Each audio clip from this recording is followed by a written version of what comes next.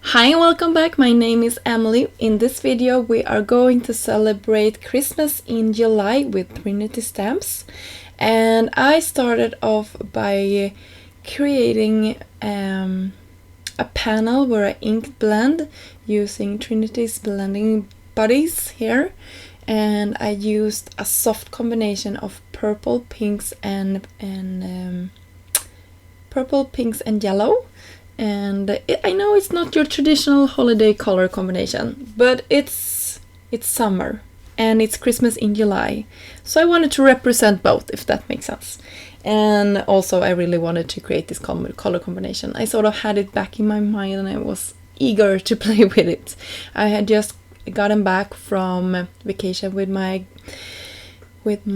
parents and everything, so I was in the mood to be a little bit more bold with my colors. And then I cut out of the ink blended panel the Christmas tree cut out die, and it's an older one but it's a really good one. And then I used Trinity's both of the sizes of tape here, and it's perfect for stuff like this. And I'm just prepping it when I am done with that part, and it's so easy to peel off the release paper from these. And I did the inside part here as well, just to get some more parts where the acetate, because we will be creating a shaker, will grab onto. And you can see here I have my acetate, and I will carefully line it up with the edges there, and then I will press it down. And then I can take my large scissors and go around and cut away the exit part of this. So I'm sorry about the glare here, you will see all of my lights and maybe my face as well when I am doing this. And you can see having long scissors is really helpful when you're doing stuff like that. You could also have cut this down to size before doing it, but I wasn't that smart. And then I took Trinity's foam strips and I cut around all of the openings in the tree here. And I will also use the same foam tape to to go around the edges of my card base, just to get some more stability to this.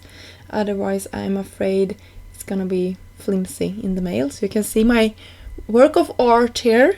And then I brought out all of these amazing sequins from Trinity. They were released in June, and I sort of tried to bump these into the right place. I was a little bit unsmart here because I pulled away all of the release paper from my foam strips. If I had saved them on, it probably would have been easier for me to do this. So I will fibble off camera, but I went the rainbow way. So I had purples, then pinks, then orange, green and blue. And I like that this sort of muted look matched my card front. And then I put a piece of white cardstock behind everything, and then I can put glue on this one so I don't mess up all the things that we did there.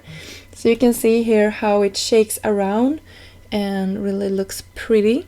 I'll trim this down to have a slightly white border, and that also I think makes this look good. For the star and the bottom part, I cut those out of some matte gold cardstock and just attached them to the inside. I wanted them to stand out against our shaker. And for the sentiment itself, I cut them out of the same matte gold cardstock and a couple of extra layers of white paper behind it, so it has some dimension. And this comes from the holiday tag die sets, also from Trinity of course. And I finished this card off by attaching some sequins to the outside. I hope you like this Christmas in July project from me. I know this video will be a part of a video hop, so go and check that out. And until next time, I hope you have a really great day, and yeah, go and check out the rest of the inspiration from Trinity. Bye!